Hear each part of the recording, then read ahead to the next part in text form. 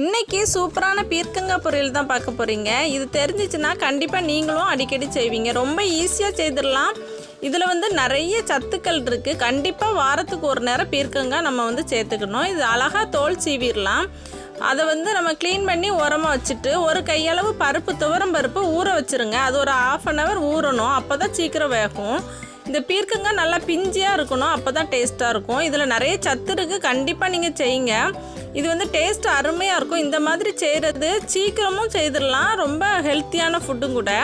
இது ஒரு வெங்காயம் வெட்டி வச்சுக்கோங்க. வெங்காயம், ஒரு பச்சை மிளகாய், கருவேப்பிலை போட்டுட்டு அதுலேயே நம்ம ஊற வச்ச பருப்பை போட்டு ஒரு கிண்டி விட்டுட்டு கட் பண்ணி வச்சுருக்கிற காயை உள்ளே போட்டுருங்க. கொஞ்சமாக தண்ணி ஊற்றி ஒரு கொதி வர்ற அளவுக்கு மஞ்சள் தூள் போட்டு மூடி வச்சுருங்க.